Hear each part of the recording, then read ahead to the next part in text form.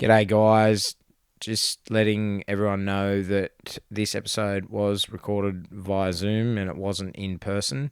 And we did have a few technical issues, unfortunately, towards the back end of this episode. But please stick with the episode. It is a fantastic chat with Charlie Bezzina, who served for 38 years in the Victorian Police and 17 years in the Homicide Squad, solving some of Victoria's most high-profile homicides. So we hope that you enjoy this episode. Cheers, guys. G'day, podcasters. Welcome back to Season 6 of True Blue Conversations with your host, Adam Bloom, the author of Easy Target, now available at adambloom.com.au. 8 years ago, after returning from 3 tours of Afghanistan and then gaining experience and education in financial planning, Warren Loudon teamed up with fellow veteran Dave Vaughan and started Loudon and Vaughan Private Wealth, founded with the underlying belief that every person matters and every dollar counts, providing comprehensive tailored financial advice and wealth management services for you and your family. Loudon and Vaughan will guide you towards your financial goals with integrity and transparency. Whether you're planning for retirement, investing for the future, or managing your family's wealth, they've got you covered. Visit loudonandvaughan.com.au or call 02 9538 2704 to book a meeting with Warren today. G'day! Welcome to True Blue Conversations. I'm Adam Bloom. Today's special guest is former Victorian police officer Charlie Bezzina. Charlie spent 38 years as a police officer, 17 of those years in the Homicide Squad, and he has joined us today to talk about his career and his life after service. Hi, Charlie. Thanks for joining us on the show. Great. Thanks, Adam. Pleasure. No, it's an absolute honour and a privilege, Charlie, to have you on the podcast. And before we get into your career, let's talk about you as a young fella. Where did you grow up and what was life like before you joined the police? Well, I grew up in the western suburbs of Melbourne, a place called Sunshine, and went to school there, and basically from there joined the police force as a 17-year-old, and away I went from there. So basically things didn't change much, still live out in the west, and it's a working class area, has been and continues to be working class blue in the squads. I was in the western suburbs policing at the different police stations. So what was school like for you, Charlie? Were you pretty academic going through school? Not really. Yeah, I didn't actually like school very much. I actually struggled a bit. I wasn't one for school, but interestingly enough, I was in Form 4. Tried for the police force then because he could as a police cadet, as a 16-year-old, but I failed the eyesight test and then went back to school, got my leaving certificate, and away we went from there. But look, yeah, not a big fan of school, and as I said, I struggled a bit, but I got through it, and I was happy to land on my feet in being accepted in the police force. And what was your family's reaction to you when you said, this is the chosen field, I'm going to be a police officer? Were they supportive or were they not so supportive? Well, not really. Being from an ethnic background, being a Maltese background, I was born here, but they're very protective. And, like any family, even to this day, it's a dangerous occupation. We don't want you to do it, and we prefer that you don't. But I just I pushed on because I was so determined to join the police force, and basically based on TV shows that I'd seen. In Melbourne, there was TV shows such as Homicide, Division 4, Matlock Police, and I basically wanted the variety, loved the variety, and just being a uniformed police officer without any aspirations of saying, well, this is where I want to be at a particular location. It just evolved over the years, which we'll get into. So did you, as a young fella, have a lot of interaction, good or bad, with the police? Did you, growing up? No, not really. I was lucky enough to befriend an officer at the Sunshine Police Station, and basically talked me through things and showed me around and that type of thing. But yeah, not really. You're pretty much. I wasn't going out. I'd go out with my mates, but not night clubbing and that type of stuff, and very, very, very, very reserved. And that comes from the upbringing in the Maltese family. So you mentioned you joined the police in 1971 as a 17-year-old, and in hindsight, Charlie, looking back now and what you've experienced through your career and everything that you've been through, do you think that 17 you were too young to join? Looking back now, Well, looking back, I don't think so, because I had been exposed to doing different police stations and doing what they call the watch house counters, interacting with the community then. On one hand, you can say, well, it's like going with a driving instructor. I didn't go with any bad habits or any preconceived ideas. It was all new to me. Policing back in the early 70s, 71, is certainly different to what it is today. Not as complex today. It's more complex. The accountability is so much higher. But realistically, in those times, it wasn't a negative. And, you soldiered through it. And then that was your apprenticeship as a young constable, 18-year-old constable.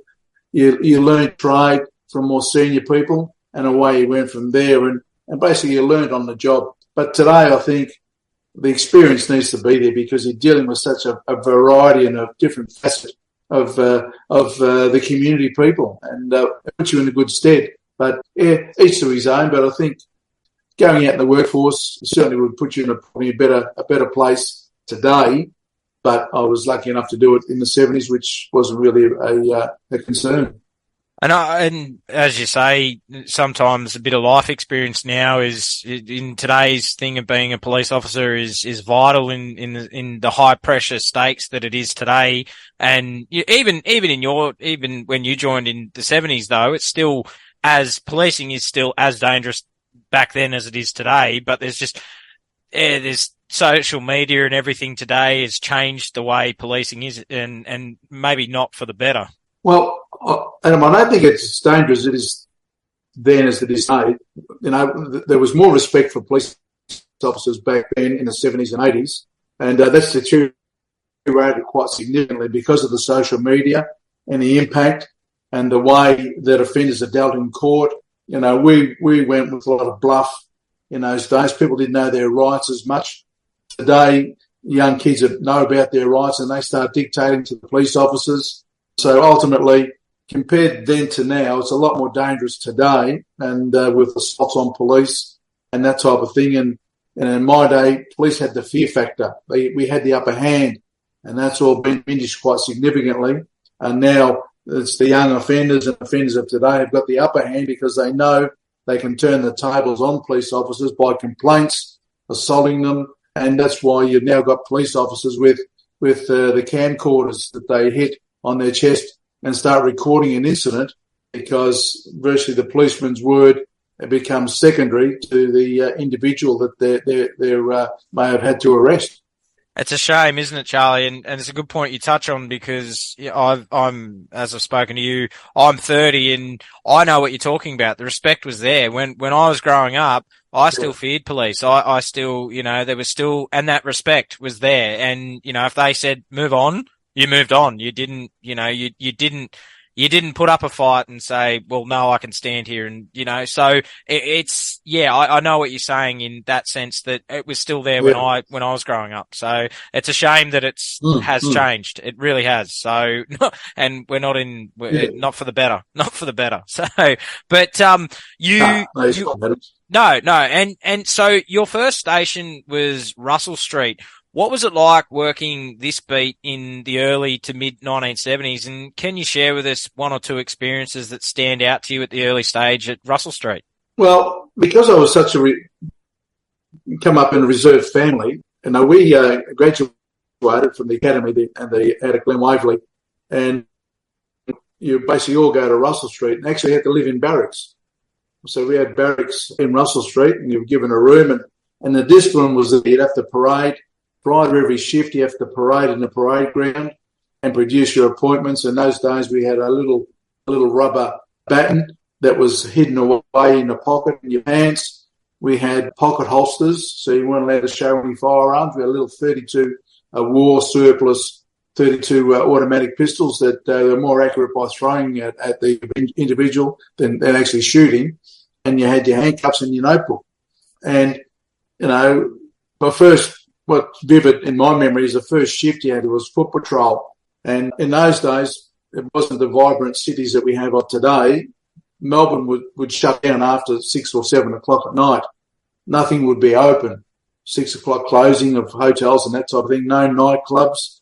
All the retail places were closed. And one of my first jobs was doing foot patrol of a night shift, 11 p.m. to 7 a.m. And it was at a location one location was a street called Flinders Street and Russell Street. And at the opposite end, probably half a kilometre away, was Russell Street and Victoria Parade.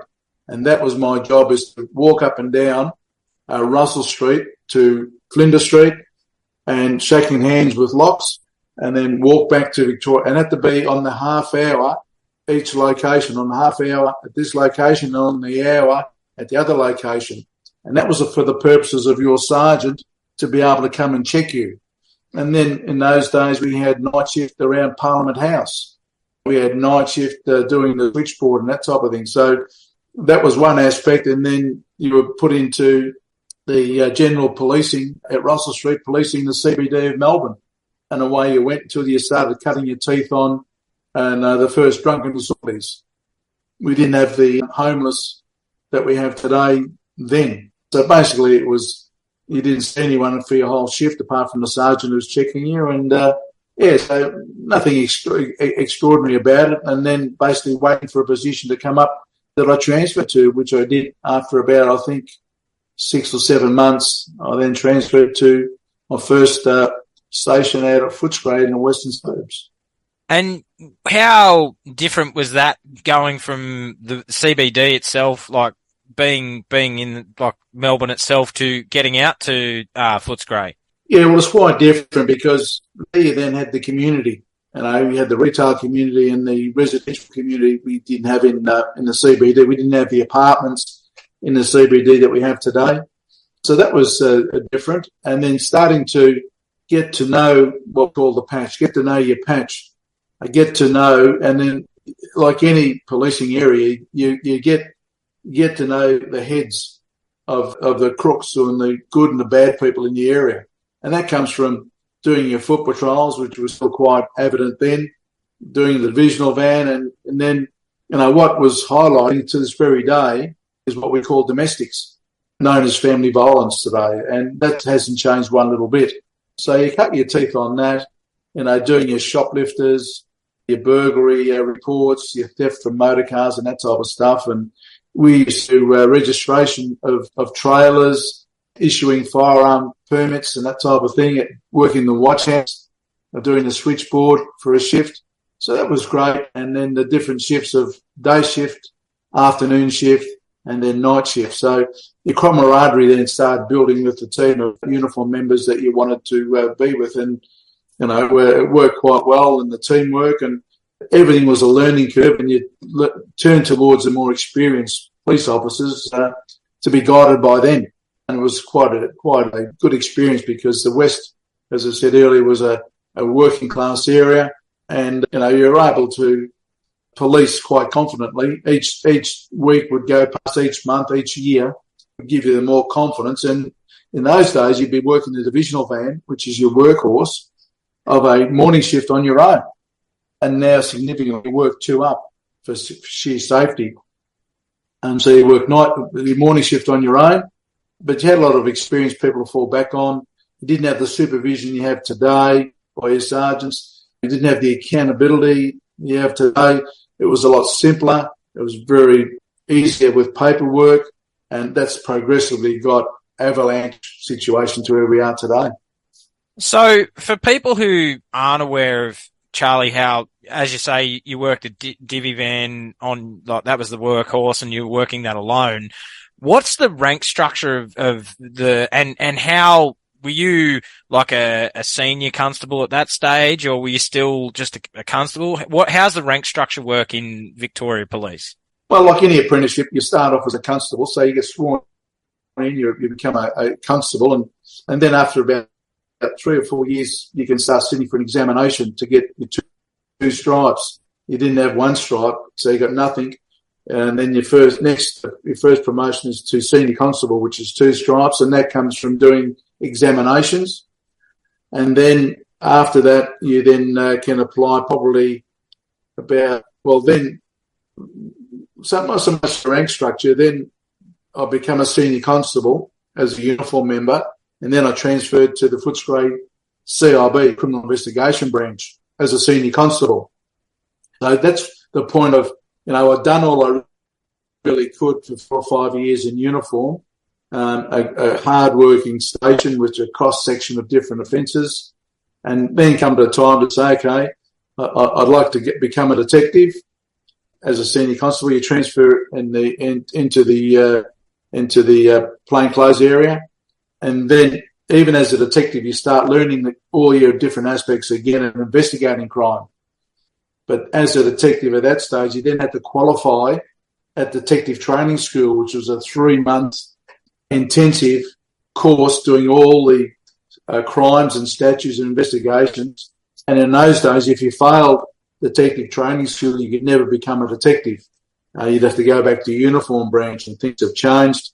And whilst I was a detective there for about 4 or 5 years doing a whole cross-section of different offences, I then took promotion to become a sergeant. This is about the 10-year level, 9-year level. So I become a uniform sergeant. So you can't get promoted within clothes. I had to then go back to uniform branch. So I became back in uniform branch. I transferred to the Altona North Police Station, still in the west. And then I wanted to spend some time. You then become a middle manager, basically, as a sergeant. And that was a learning curve because you had to then learn about delegating. Prior to that, you do all the job works yourself. So you then got to really change your mindset. And from that point, I then transferred to because I was anchoring to go back into investigation, criminal investigation. So my first aspect was I had done first-grade detectives, which was all general rapes, arsons, theft, burglaries, armed robberies. And then an opportunity saw, I said, well, I'll put in for the Internal Investigations Department. And that was my first specialist squad as a detective sergeant. And going through when you were going through detective training, and then obviously going into like you said, it was a high attrition rate. If you failed, that was it. Was there some great mentors along the way for you, Charlie, that you could lean on and sort of helped you in those early years? Well, it's a matter of you sort of seek them out yourself. I had some at Footscray Detective's Office, there was, and like anything in uniform branch, you sort of channel your way, say, geez, I like the way this guy operates. I like the way this person operates. And the same was as you become a detective. So you start learning their traits from more senior people of how they deal with people, how they speak with people, how they conduct interviews, how they conduct criminal investigations. And that's when you're starting to learn. And one of the main aspects I took away from the Footscray Detective's Office was the aspect of actually looking the part. We had a number of detectives there that were always immaculately dressed, and that had a big impression on me about you've got to look the part, be the part, speak the part, because you're in an authoritarian position, and you have to earn, I suppose, the respect of the community around you. They're looking at you to solve their problems. But if you turn up just in jeans and a scruffy shirt, there's no confidence. So apart from the way that different aspects of uniform and the detectives generally really put me in a good place from how things were done by more senior people, and I was able to select, I don't like that, I'll take that on board. And then in the specialist field, it helped me in good stead. So for you, Charlie, did you, as soon as you became a detective, you knew that you'd found your calling and you found your passion of, like, obviously you enjoyed the early days of police. Everyone, that's why you joined, the willingness to serve. But you found your passion in, this is definitely where I want to be. Yeah, it really was the challenges because, as a uniform branch, 4 or 5 years doing the thing for 4 or 5 years, same thing, there was no real difference. Whilst you're dealing with different people, the offences were the same, the briefs of evidence going to court was the same, and I was just looking for extra challenges. And that's when I said, well, look, I'll try out to become a detective. And like the schooling ones you mentioned, Adam, earlier, I really had to apply myself in doing these courses, to get promoted. And certainly I'd do detective training school. I'd come home, have dinner, see the kids, and then bury myself every night of the week studying, and also into the weekend, because we'd have an exam every Friday. And we ended up with probably about 6 or 8 folders, probably about 3 inches thick of all the crimes that you have to investigate. So really, really full on. So, and that's what really then drew me after I'd become promoted to sergeant back in the uniform branch after Footscray's detective's office. I was getting stale and a bit bored as a uniform sergeant and didn't have those challenges. And then there was an opportunity to say, well, I didn't know where I wanted to go. I hadn't been to an internal investigations unit before, and I just wanted to see how they operated and get different aspects. And an opportunity came up as a detective sergeant at the Internal Investigations. In those days, it was called B11, Bureau of Internal Investigations. So I transferred there, and I was in charge of a small team doing surveillance, covert work, and general investigations of complaints against police officers. And then, so that would have been a rewarding position in itself. And then you transferred to the drug squad, Charlie. And what had your experiences been in the early years of drugs in Melbourne and in the early days? Well, nothing significant. Because as a uniform member, and even as a detective in those days, you were dealing with mediocre level drug traffickers, and in my day it was basically heroin and amphetamines. We didn't have the methamphetamines of today, and so an opportunity opened up at that stage. They were really putting a lot of resources into the reform drug squad, and they were building the resources there. And so, again, without that much experience, that general experience of the drug world, I transferred there and ran 10 detectives for 3.5 years, doing operational at street level, and then that graduated to doing major drug importations or major drug trafficking, I beg your pardon, and then I was able to then do some undercover work myself. Here am I as a detective sergeant because of my appearance and the likes. We started working undercover buying heroin, doing what we call buy bus with different organisations and different cross sections of Asians, Romanians, and that type of thing going across. But I got very frustrated there because whilst we were going out the tree as an undercover operative, you're buying ounces of drugs or heroin, and that more so, and then you'd be putting in a major order for a kilo of heroin, and that's where it would stop. Because the only people in those days that had, and still to today, when you get to a drug importation, you have to then either join the federal police to come on board, because they had the border force of today. So we'd only get to a certain level, and the bosses would say, okay, charge those 10 or 15 drug traffickers. And I got frustrated and say, well, we're not getting anywhere. We're not cutting the head of the snake off. It just continues, and nothing has changed to this very day. So I spent 3.5 years there, and again, did all aspects of things, and then you start getting a little bit stale, and that's when an opportunity came up. Not that I was, looking for a specific area, but a vacancy came up for the Homicide Squad. Yeah, and we will talk about it now, because that's where you found your absolute, that like 17 years and your calling. And what was it about homicide that drew you to that specific squad? Well, as in the drug squad, I had worked with homicide team members in different investigations that involved homicides and with drug fraternity. So we would combine the two specialist areas, and I was able to see how they operated. They, even to this day, have got a very significant name of how they operate, and the minute investigations they committed in relation to how they would go about their business. Here you have the most significant crime in the statutes of crime under the Crimes Act. The only other major crime above homicide is treason. So murder was, the most significant one. And the interaction, and as you build up your skills, and again, learning again, every area you went to, you had to learn these new skills of how you went about it. But I was basically a detective sergeant, and in those days we had detective senior sergeants as team leaders. And there was five teams there. We were a statewide resource. You're on call and you end up anywhere in the state of Victoria. And the longer I stayed there, the more I really enjoyed it in doing the different aspects of homicides. And this is where general detective work puts you in a good place, because you are dealing homicides that involve arson. You are dealing with homicides that involve rapes, homicides that involve armed robberies. And you've been exposed to all of that in your apprenticeship as a general detective, and now you become a specialist.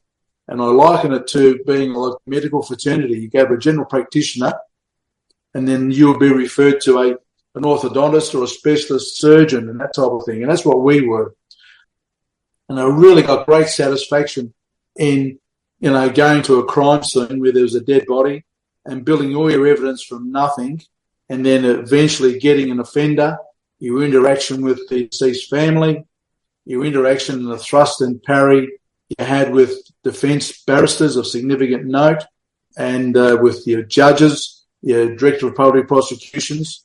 So the whole mirror and your forensic area just opened up so much and allowed you to scope, because you're dealing with such a significant crime, it allowed you to scope to think out of the square.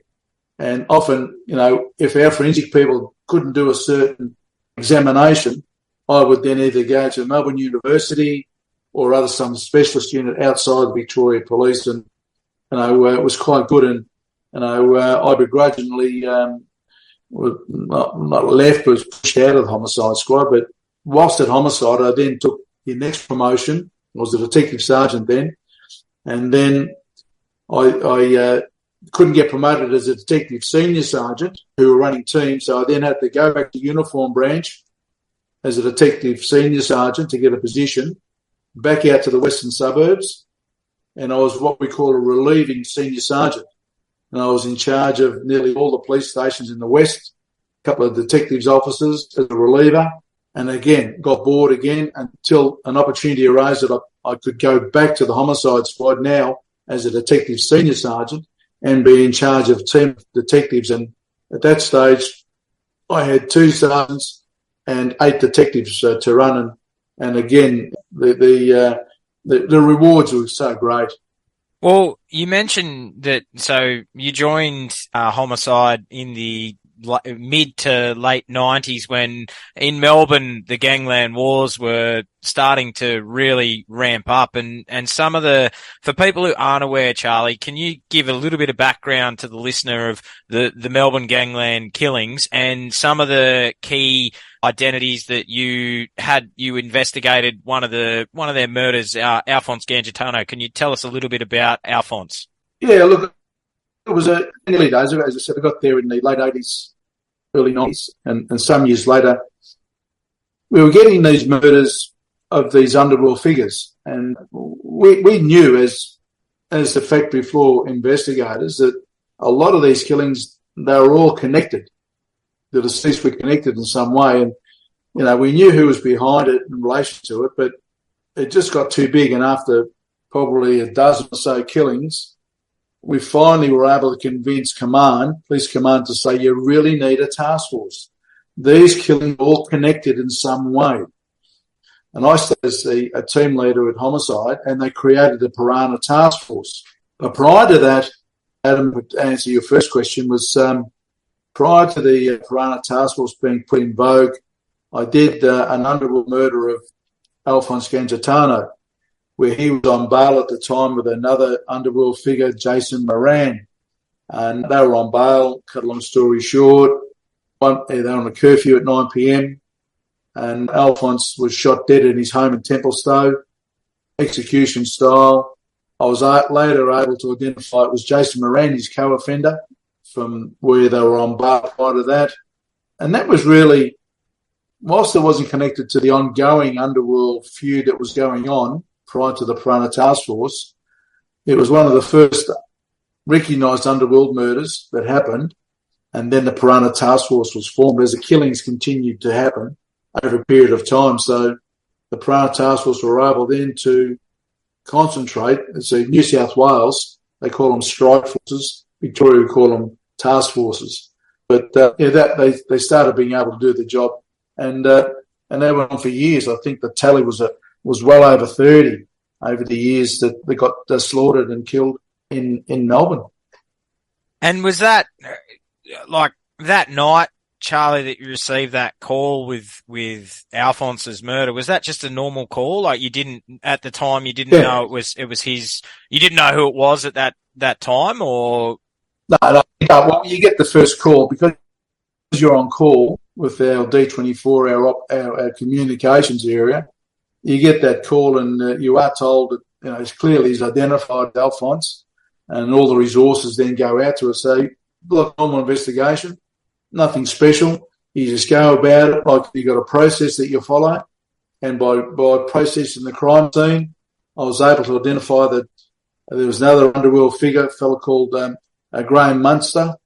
Graham, beg your pardon, that was his nickname, Graham Kinnerborough, who was called Munster.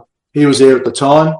And a whole series of mishaps. I had a witness that drove Jason Moran to the crime scene. I had a witness that identified Jason Moran at the crime scene. And then I couldn't find the pistol where it was dumped by Jason Moran. The driver that drove Jason Moran to the house committed suicide. I lost that. The person identified Jason Moran was just a normal citizen. And when he learned he was involved in underworld murder, as a witness, his identification then waned quite a bit and weakened my case. And ultimately, I was unable to prove it. We went to a coronial inquest, and the coronial inquest identified that Jason Moran and Graham Kinnerborough were implicit in the murder of Alphonse Gangitano, but different rules of evidence. And subsequently, Jason Moran was a victim of the underworld murder. Graham Kinnerborough was a victim of the underworld murder, and on it went from there. So, never met Alphonse in life. The other notable investigations that I did was David Hooks, being a cricketer. You know all about that. Yeah, I do. Yep, David. The tragic manslaughter of David Hooks, and again, you don't win them all. Whilst I had a bouncer that killed him, you're setting a standard, and that was the very first case in Melbourne or Victoria that were able to charge the one punch with a manslaughter. We had never done that before, and subsequently, with the laws as they are or were then, the guy was acquitted, and away we went. So you do get exposed to a lot of high profile. Here am I, 13, 14 years retired from 209, that because of my what we call stand-up interviews at Homicide, that I got known in the community through my media exposure. And that media exposure has seen me right through to this very day. And you are doing the high-profile cases, and I was involved with the task force that did Victor Chang, the heart surgeon in New South Wales, way back. And this puts you in a position where you can talk about these investigations. Another high-profile one was Paul Charles Denyer, the serial killer from Frankson, who came up this year for parole and was refused, and the offshoots of all of that, of where we're still fighting to keep him in. And hard to imagine it was 30 years ago that we charged Denyer in 93, and here we are 30 years down the track, and to me it's like yesterday that we did the investigation. So these are the things that stick with you throughout your whole career. And you mentioned Paul and the Frankson serial killer, and I actually, before the podcast, I actually looked that up, and if you can, Charlie, can you just go into what actually happened for people who, I'm sure there would be people that know exactly what it is, but for people who aren't aware, like the younger listeners, can you talk to us through the events of what happened and how you actually got Paul and actually got him convicted? Yeah, it was an incident. Again, you're on call, like I said earlier with Alphonse. You got a call, and this was a young 18-year-old girl down at Frankson, which is down our peninsula. And you get told by the local detectives who were there that we've got a young lady, the throat's been cut, she's dead in a little culvert in a park. And we responded to that. And that was Elizabeth Stevens, an 18-year-old young lady who was over from Tasmania, living with her uncle and auntie. She was doing a TAFE college course at Frankson. And then you start your investigation from that. There was no motive. There was no sexual assault. There was no robbery as such. There was, apart from her throat being badly cut, there was a foot impression on her face from the shoe. And there was, on her torso was cut with a knife, like a tic-tac-toe. And you start thinking, and as an investigator, you're saying, well, why would someone want to kill this person? Not knowing at that stage at all, or even thinking about a serial killer, because they're very few and far between, thank goodness. So we started the investigation, trying to put her at that location. How did she get there? She was supposed to go to TAFE College. We couldn't put her at that location. Did she have a boyfriend we didn't know about? Did she have someone who's followed her home? We had no idea. So we did the investigation, and then a number of weeks later, there was another woman that was reported missing, a 21-year-old lady called Debbie Freem. She was a young mother. She just left a baby with a friend in her flat, went to the local milk bar and reported missing. She never came back.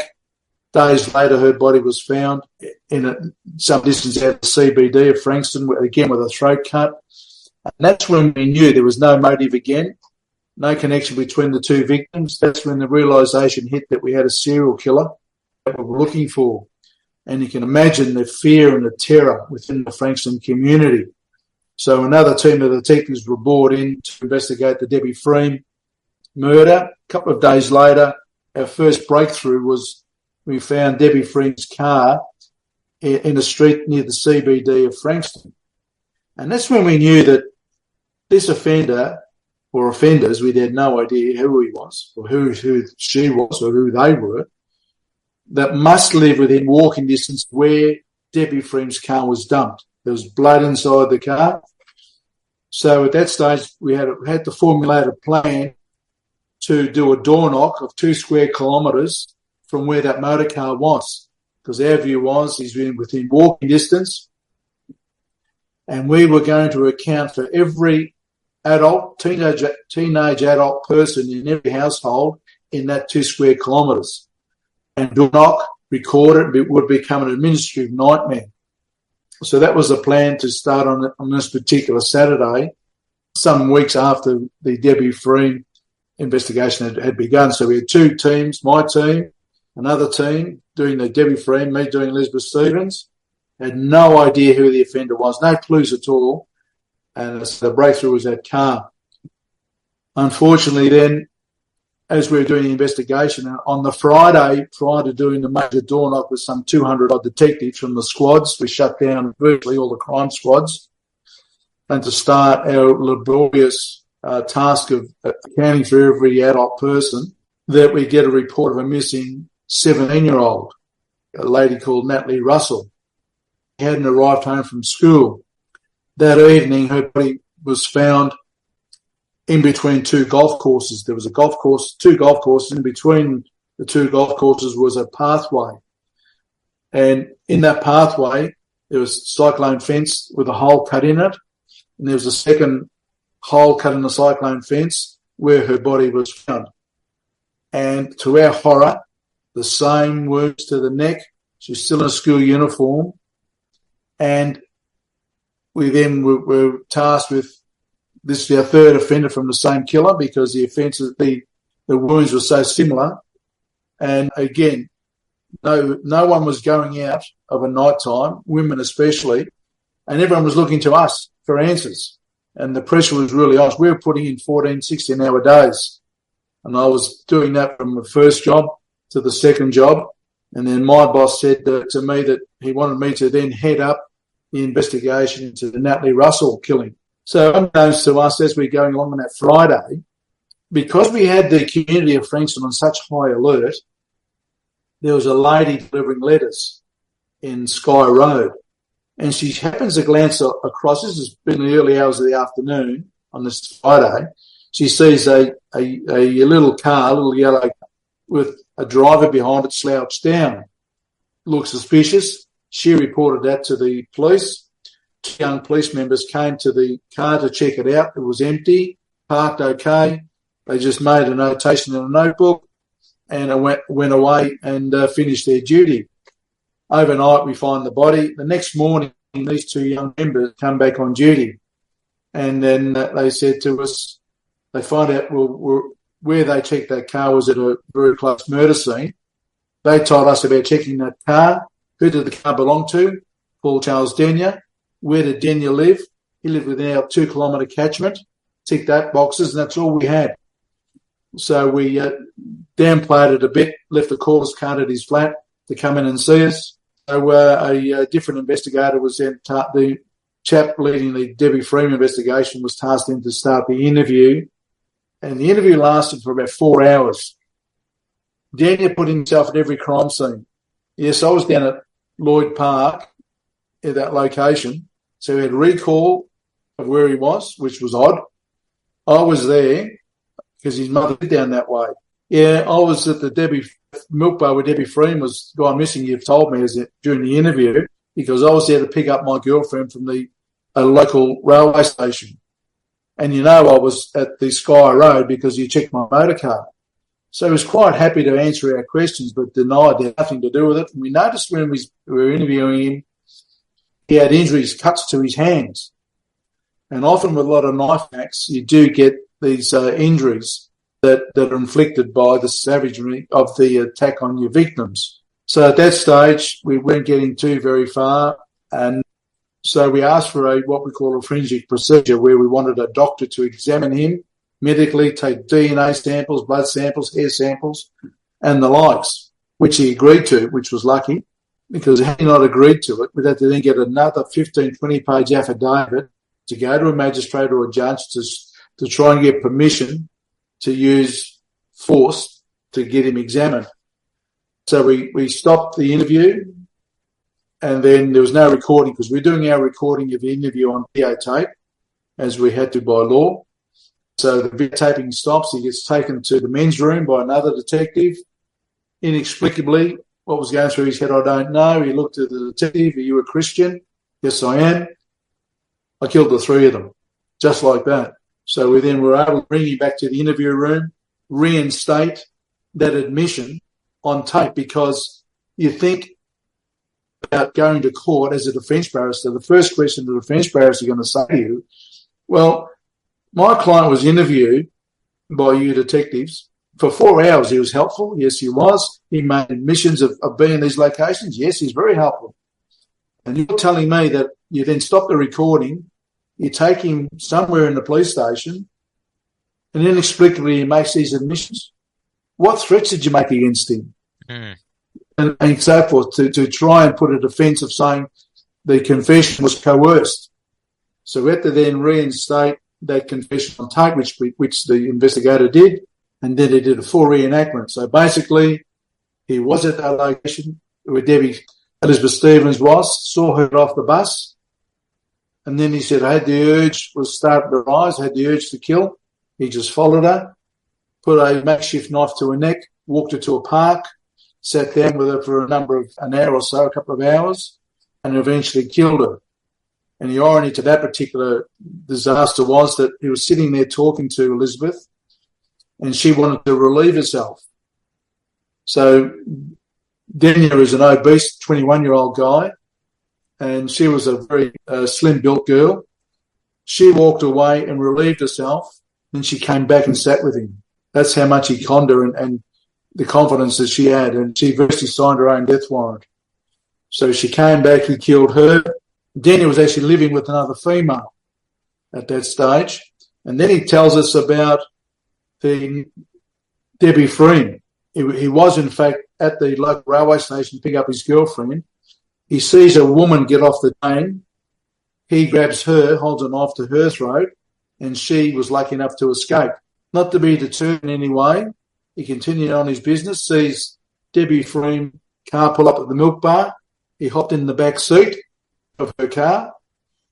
She hopped in the car, held a knife to her neck, made her drive to a location, killed her, drove her car back to the CBD. And then inexplicably, this is the type of person you're dealing with. He then says to us that he went back to the car. Why'd you do that? I was curious who she was and who I killed. The items that Debbie Freeman bought from the milk bar, milk and bread, he took with him back home and went about his normal business. He wasn't working. His girlfriend was working. And then comes the time when the urge starts to come up against him. And prior to that, he did tell us that prior to Elizabeth Stevens, he broke into a flat of a woman that he knew. She wasn't home. She was going to be his first victim, but she was home, so he killed her cats and then sprawled up a message on the wall, which was in the cat's blood. So this is the ranged person we're dealing with. And then he went to Elizabeth Stevens, Debbie Frein. An interesting one with Natalie Russell is the very first one he planned. The other two were on the spur of the moment, Elizabeth Stevens and Debbie Frein. He saw, he reacted and went. The one for Natalie Russell, again, was more bravado. It was in the middle of the afternoon. He went to a park looking for his next victim. He saw a lot of school kids, too much happening. He then lay in wait in Sky Road. But prior to doing that, he planned his murder. He walked down the track and he cut a hole in the cyclone fence. 50 or 60 metres down, he cut a hole in the cyclone fence, same side. So he's sitting in his car and he sees Natalie Russell crossing the road. Prior to that, he scarpers into the first hole and hides in the first hole under the bushes through the cyclone hole that he made.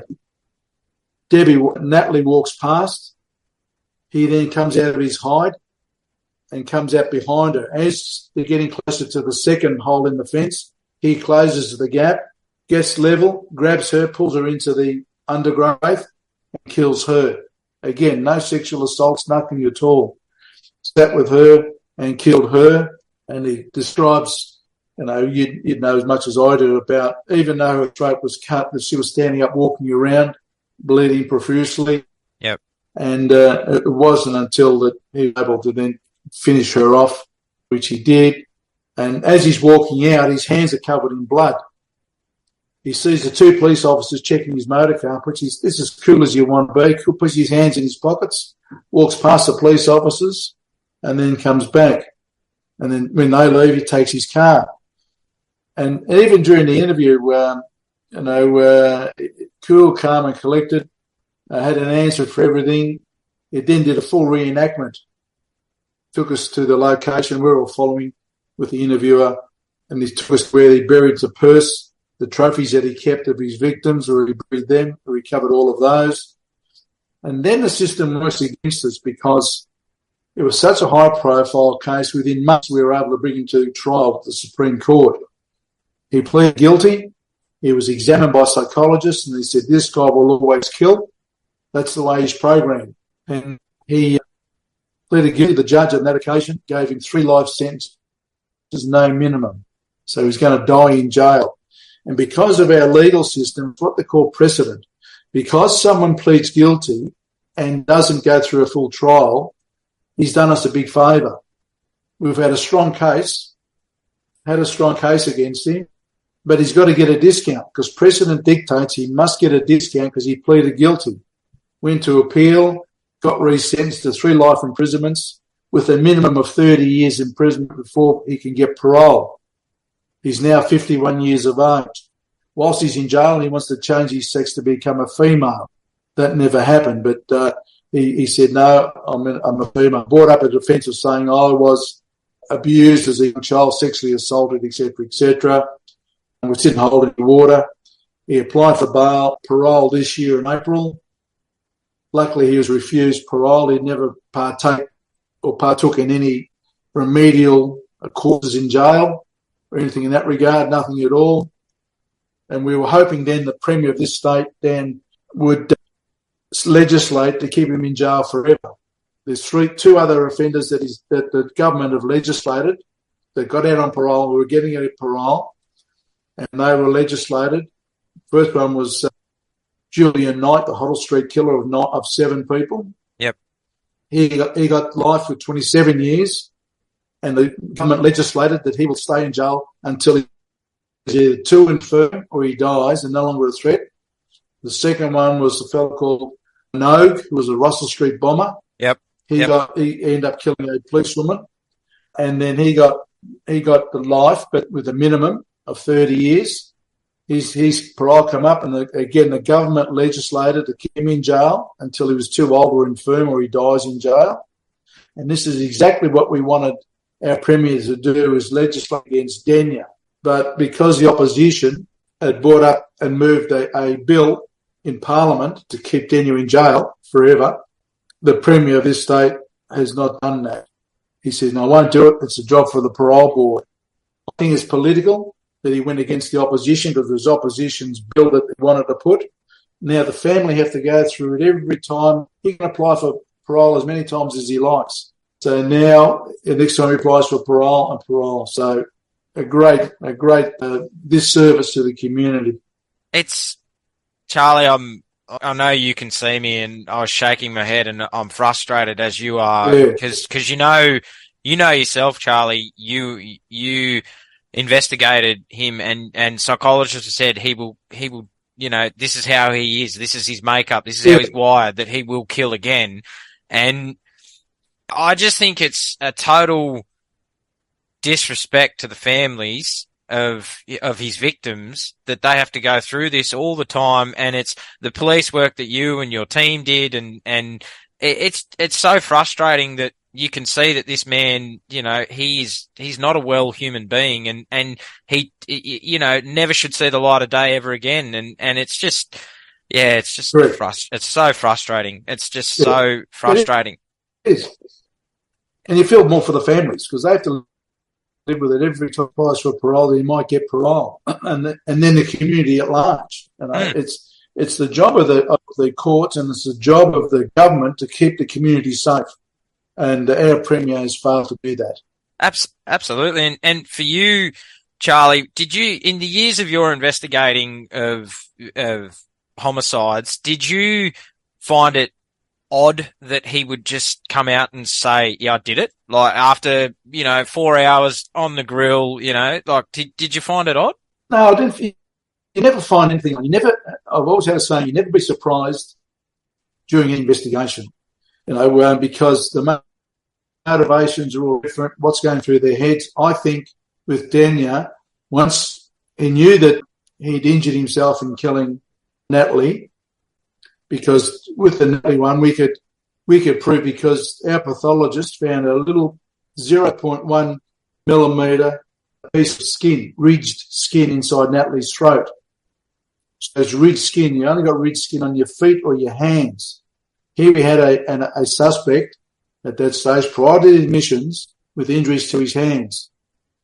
Eventually we would have married that DNA-wise, but I think as crude and as smart and as cunning as Denya is, I think when we took that break, he said, well, they're going to get a blood sample. He didn't know we found that piece of skin inside Natalie, but he would have thought of it. DNA wasn't as big as it is today, and I think the wheels were turning. And I think he wanted the notoriety too.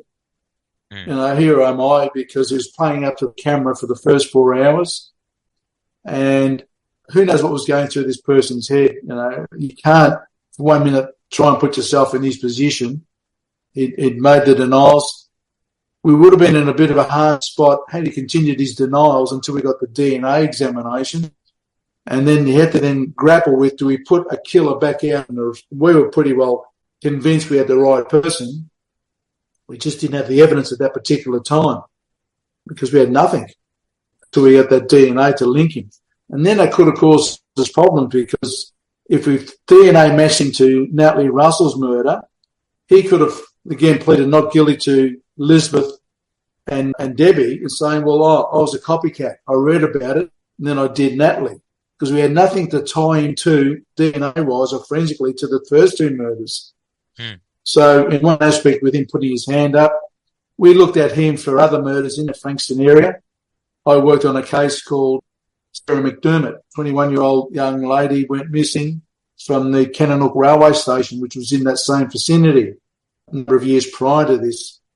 And she was attacked in the car park and her body was never found. He was interviewed about that, made denials, and my view is that I think had he done, it wasn't the fact that the body was removed, it wasn't his MO.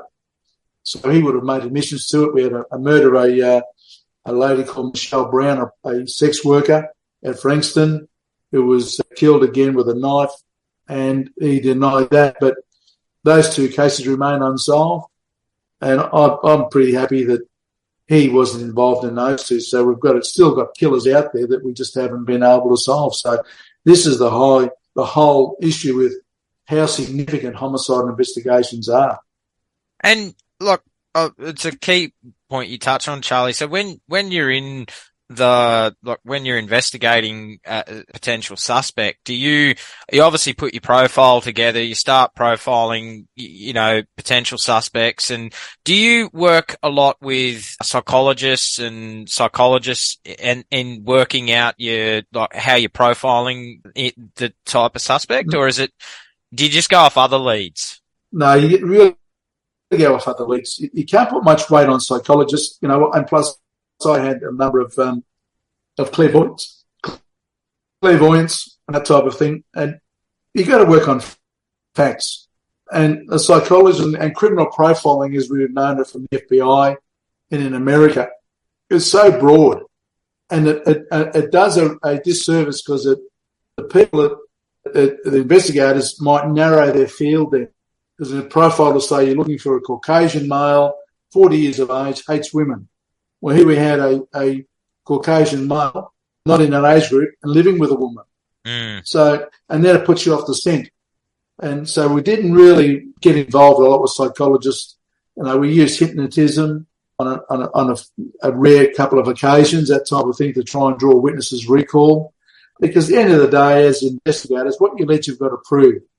You've gone from the early 70s when I joined to relying on the confession to where we are today and building a case around an offender, because the first thing they're going to say is no comment. And you've got to have that evidence and build that case up. And it's your gut instinct. It's getting the information, getting the evidence, door knocks, evidential, forensic evidence, post-mortem evidence, and so forth and so on. And to get that airtight case to be able to say, no comment, no worries, sunshine, here's a charge of murder, and let's go. I'm going home early today. Yep. So, it's, and that's your drive all the time. There's that drive because you're doing a different myriad of different investigations throughout the state of Victoria. And, there is no boundaries for murder. And even through my investigations that I've had, I did and offenders to this day still flee overseas. And I had one offender from a drug killing, and we spent 2 weeks in Vietnam to get these two offenders.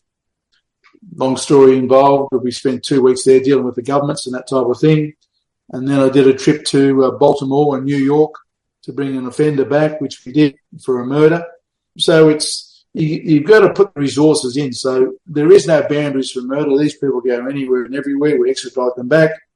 So the challenges are so unique. You don't know where the job is going to take you when you pick up that phone at 2:00 in the morning in my study at home. And then you might say, I'll see you in 2 weeks' time to my wife and family.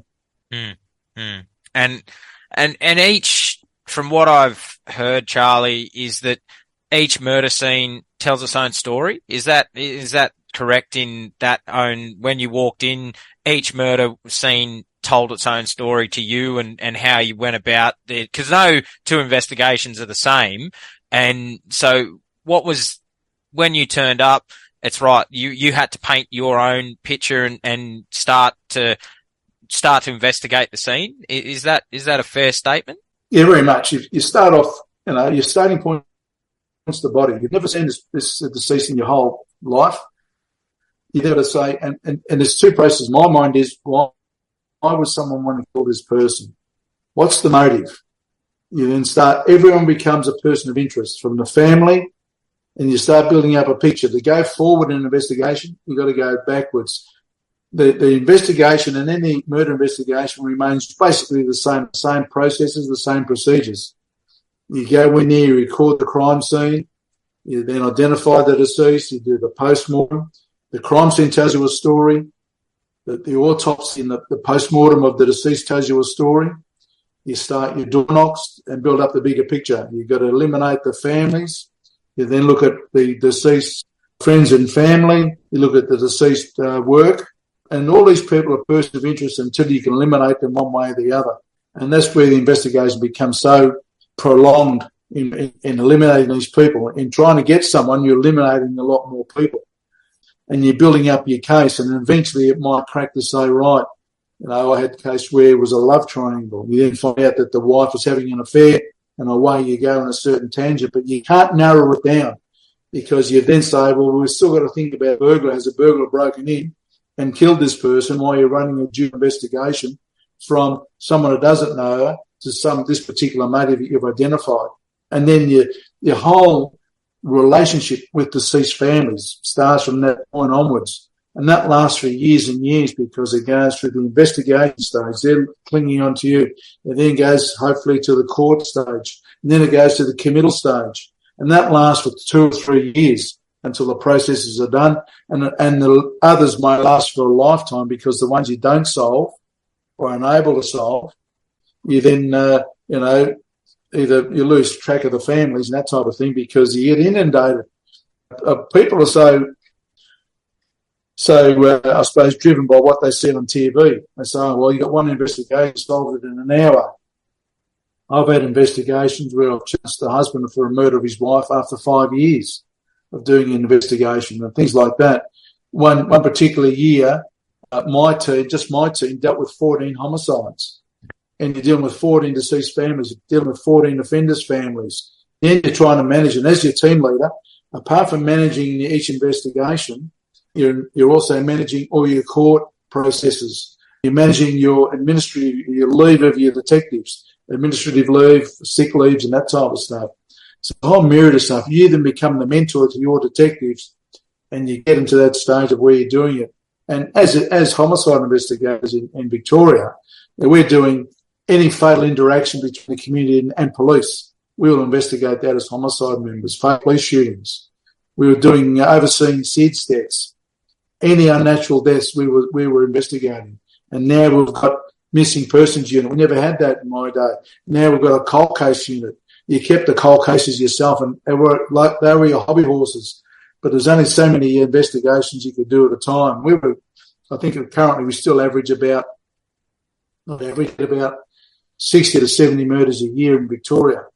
Our solve rate still remains quite high, but things are a lot easier in these days because now with the technology of CCTV cameras, and in my day we didn't have that. So it was a hard slog of just getting that evidence and building up your case apart from hitting the play button and seeing your offender on the CCTV.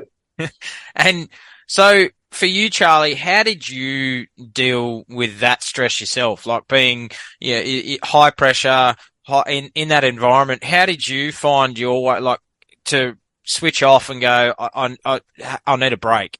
Yeah, well, it even stems back from the drug squad days, because you're away in drug squad doing listening devices and for weeks and then being away dealing with bloody informers and that type of thing. But I had 3 kids, and our release was we'd go camping. So I wouldn't bring the baggage home and talk about the cases I worked with my family. He'd just say, you know what, let's go camping, take the kids out of school. We'd get 3 weeks or 9 weeks leave. I'd break it into 3-week lots and go camping, get stuck into the garden. I was outdoor or becoming, I like getting involved with a bit of handyman work and that type of stuff, just to switch off. And then you start building up again, going back to work. Your team runs because you know the standard that they expect, that I expect from my team, and things like that. You're looking at cases, and it's just never ending. But you can't let any investigation exhume you because you become less effective. That's what I try to instill in my detectives, and you protect them to a degree, and not expose them to cases they didn't need to be exposed to. So, like, for example, if I had a young detective with a newborn baby or something, I'm not going to send that detective to do a post-mortem on his death and that type of thing. So you're looking after your own detectives and your own people. I was very big on having social outings with the partners because when we were away, the partners know they're not on their own. They know who I am, and trying to instill with a lot of people, and I think like any organisation, and you'd know better than many, that, you've got your life at home and your life at work. Yep. And, you got baggage at home, you got baggage at work, you bring that home, you take that home, you bring what home, you bring it in. You got to be mindful of how you're treating your people and making sure that they're coping okay and looking after them, because if they break down, the whole system breaks down. No point looking behind you, because the buck stops with us as investigators. For the family, look to you answers. We don't give family closures, we give family answers. And that's the reward you then get, and then get the next investigation. And then we support, the deceased families support us as much as we support them. And for you, we'll just go back to Dania for a minute, where if getting that lucky break, Charlie, that you had, do you think he would have gone on to be like you would have got him eventually, but the potential was there for him to obviously become like another serial killer, Ivan Milat or something like that? There is no doubt in my mind that hadn't we not had that, and I quite boastfully speak about that case was solved by a member of the public. Had she not made that phone call, Dania would have gone on killing and got better at it each time. When you think about Natalie Russell, he planned that murder. So he's gone from 2 initial murders of Elizabeth Stevens, Debbie Freem, were being ad hoc, saw them and reacted. Natalie Russell, he planned it. He would have planned the next one. He would have got better at it. And he was very mindful about evidence, because when he killed Elizabeth Stevens, he told us he went back to his flat. It was a horrible night. It was raining. He melted his shoes because he thought if he left shoe impressions, we couldn't match up the shoe impressions to his shoe. This is how tight they are. Rather than throw the shoe away, he melted the sole of the shoe and kept the shoe. It wasn't working, I suppose. But that's the way he was thinking. He has not changed. He will continue to kill once he gets out. Nothing's going to change him. He's programmed that way. And this is what we can't get through to the decision makers about keeping him in jail. He will not change. It's like a pedophile. That's the way they're programmed. That's the way they are. Had that call not been made by that brave lady delivering the letters, would have killed them, and families would have lost loved ones whilst we're playing football until we had that lucky break. But as luck had it, we had the lucky break on our third victim. Sad as it is that we lost 3 beautiful young ladies, but at times you get these lucky breaks, but we were really behind the 8 ball. And Charlie, let's hope that we don't ever have the situation where he is released, and let's hope that he's where he belongs, and that there's not a parole board that can see that he will be released, hopefully, but that's all we can do is hope. And and we just it's the less said the better about that terrible human being. But so Charlie, after 38 years as a police officer, 17 which we mentioned in the Homicide Squad, you called time on your career as a Victorian police officer in 2009. Was it hard for you to transition from that being where you were a police officer to I'm no longer in the job? Well, it was. But to go back a step, I loved what I did for the 17 years, but police command saw differently. They wanted to rotate us team leaders out of the Homicide Squad. So we were basically forced out. Here we had 5 detective senior sergeants that had foregone promotion and happy to remain as operational senior sergeants.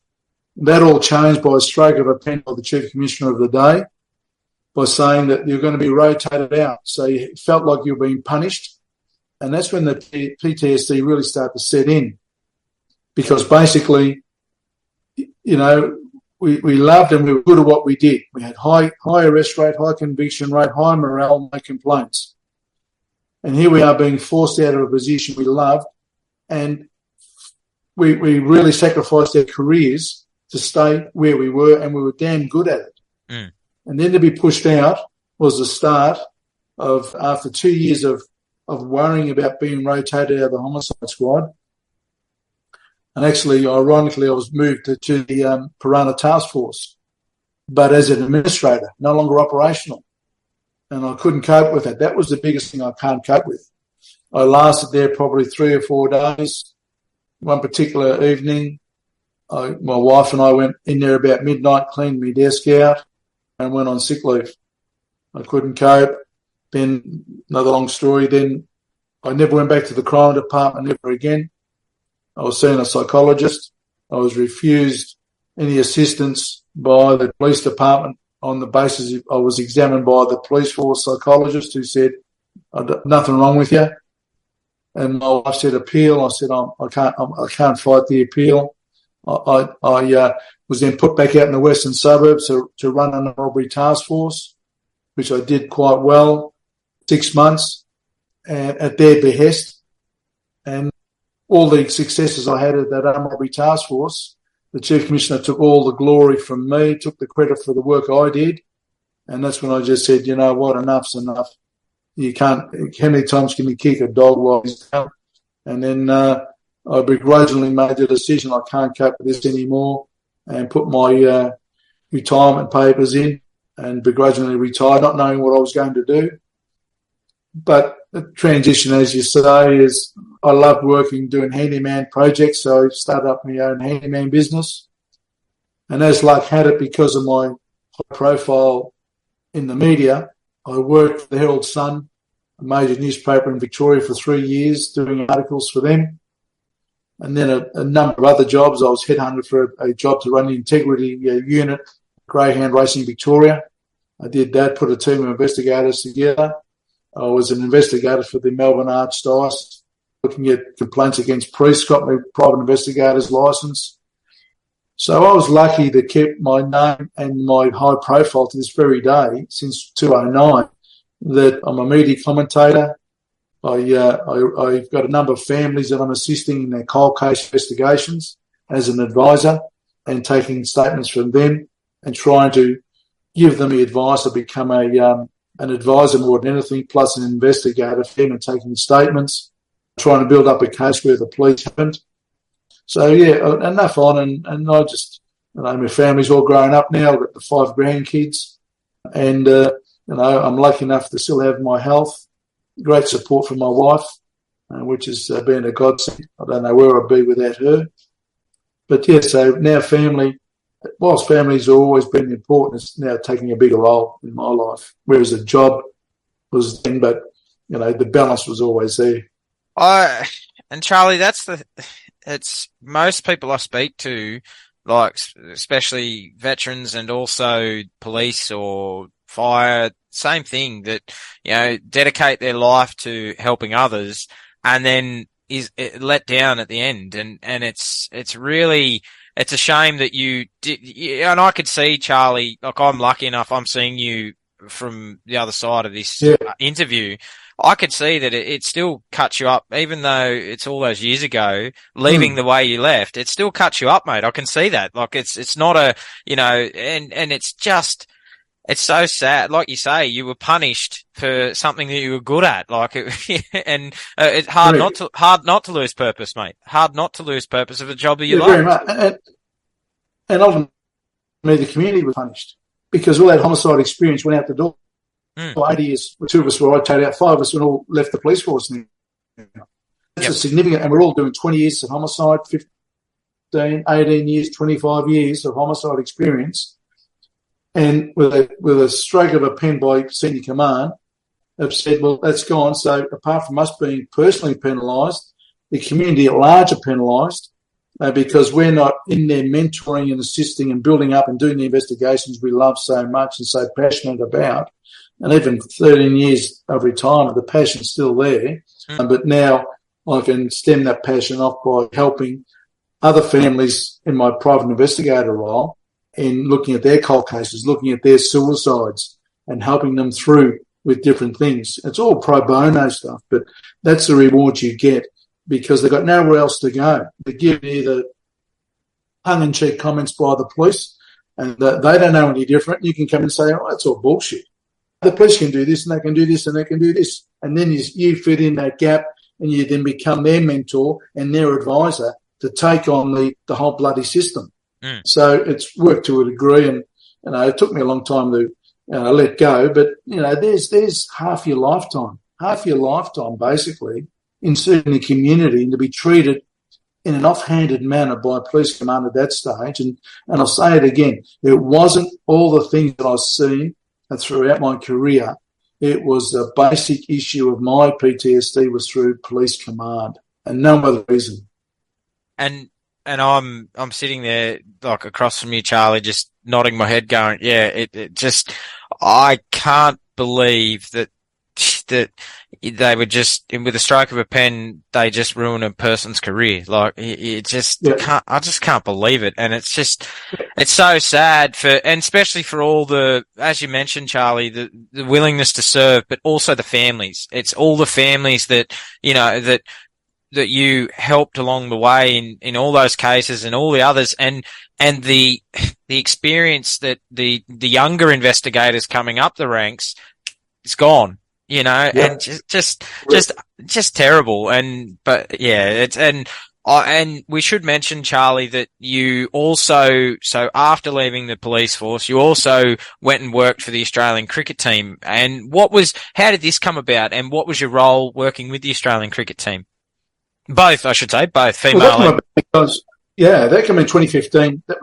They were obviously wanted whilst each sporting team throughout whatever code have got their own security officer that looks after their people.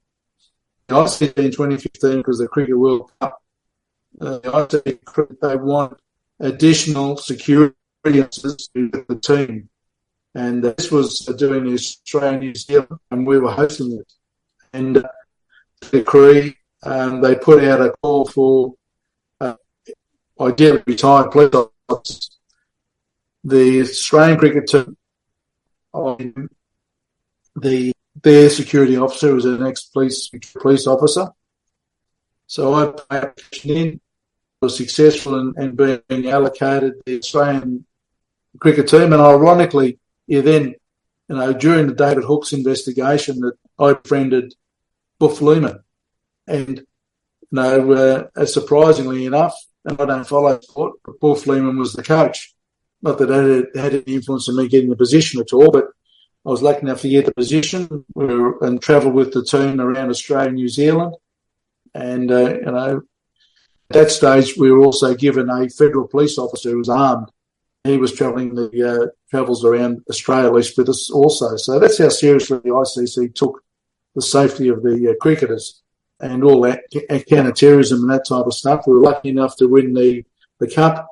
And then a couple of years later, the call came out for the Women's World Cup, and I applied for that.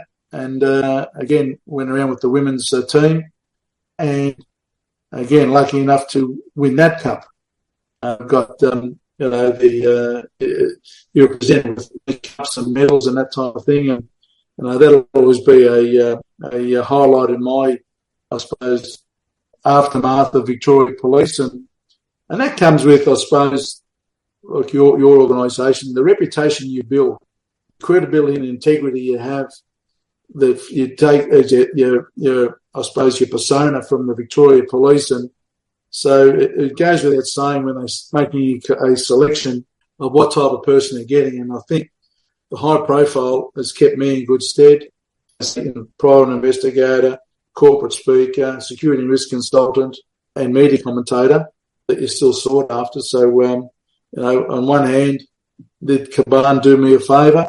You often hear about police officers and your retiring and either falling ill health and not enjoying their retirement, or touch wood, I've had 13 odd years of good health and enjoying my retirement, seeing my grandkids grow, and really having an input in other aspects outside Victoria Police. And one of those other things, Charlie, that you're involved in is the Blue Ribbon Foundation, and you're also an ambassador for Westgate Blue Ribbon branch, raising funds for local hospitals. What do you enjoy about this role that you are involved with? Well, yeah, I've been with the Blue Ribbon Foundation since I was in the police force. So, you're involved in raising a lot of funds for, and what Blue Ribbon, for the ones that may not be fully aware, in Victoria, we raise funds for hospitals in our particular catchment. So you've got the Blue Ribbon faction under that, got my branch, the Westgate branch, which is in the western suburbs. We buy vital equipment from our fundraising course, and the particular area level fallen police officers. So Blue Ribbon or doing and serving in Victoria. This is a way of recognising them. So if with fallen officers, then perpetually programs. So that's again an involvement. Again, it's tough groups we arrange groups. So yeah, just another thing in the boat to get contact with fallen comrade. And for you, Charlie, what are your plans going forward with your wife and your family into the future? Well, actually, my three kids have their own families now, and we've done our overseas trip, and that's pretty much it. Probably a bit more travel around Australia. I suppose the amount of work that comes from time to time when the phone rings, it just keeps me a lot busier. And now getting involved with the grandkids till you lose them at teenager level, then you don't see them for a while. And then, that's good for helping out, as I said earlier, about their grandson and that kind of thing, and being involved with it. It's like tomorrow I'm going to with my other grandson at his school. So that's thing tomorrow morning and things like that. So having that involvement, so no real big plans as such. Take life as it comes, stay healthy, get out and do, the golf, the fishing and the walks and that type of thing, the garden, and just enjoying life with their friends and family.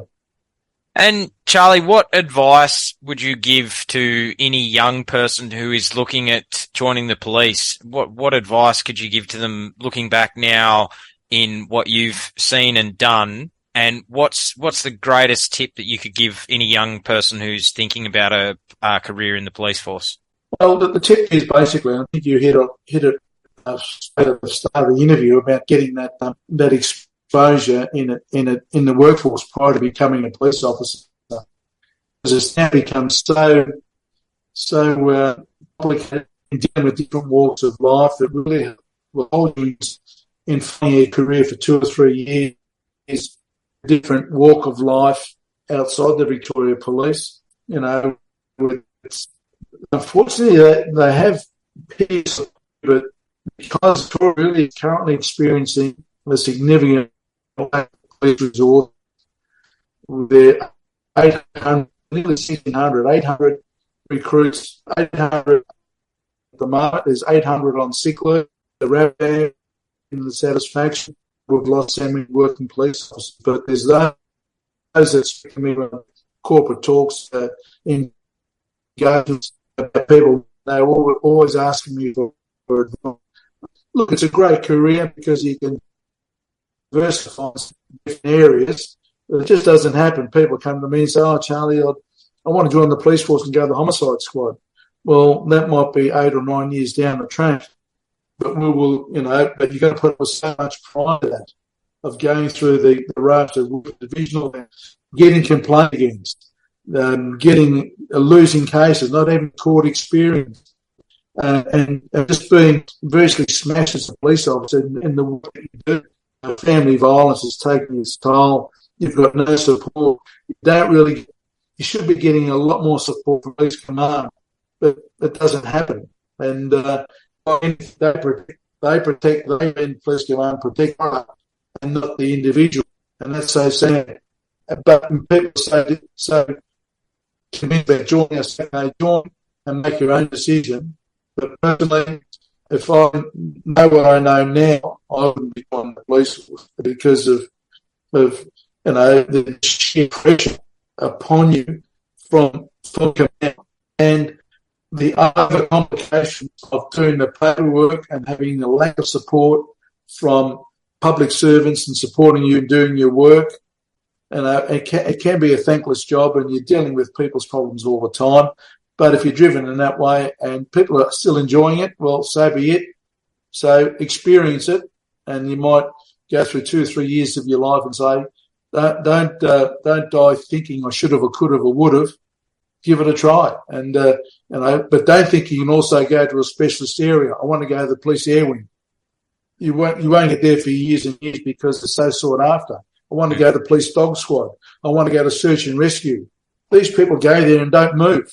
So don't think for 1 minute you can just do an apprenticeship and say, well, I'll go specialist. Unless you've got really you might be a helicopter pilot license, you might have a foot in the door. But these other areas, in motorbikes or specialist pursuit cars, it takes time to get into specialist areas, and you've got to put up with a lot first before you can start specialising in an area you'd like to be in. And that takes quite a lot, and you've got to be really thick-skinned. Crawl before you walk, Charlie. Crawl before you walk, and walk before you run. So, and today's generation, Charlie, they want to be the CEO before they're 20. They want it yesterday. Yeah, that's right. Yes, but Charlie, you owe me. Yeah, that's right, exactly. It's and the world owes nobody anything. So, and that's how I live my life, Charlie. You've got to if you want something and you're passionate about it, make it work. You got to do the work, and any success that comes, Charlie, which you know firsthand, comes through hard work. And that's the only way that you get somewhere in life is hard work. And Charlie, you have served your family with honour. You've served your state with pride. You are a credit to the police force, and it has been an honour and a privilege to have you on True Blue Conversations and share your story. I really do thank you, Charlie, for coming on and sharing your story. It's been absolutely amazing. Thanks for the opportunity, Adam. It's been a pleasure talking to you, and we might cross paths as we go on in life. Thank you so much. Yeah, no, I'm sure, Charlie. When I'm next in Melbourne, I've got to come down there in a couple of weeks' time. Actually, I'll definitely try and catch up with you and have a beer with you. So yeah, it'd be great. Thanks, Adam. Take care. Thank you for tuning in to this episode of True Blue Conversations with your host, Adam Bloom. See you on the front line.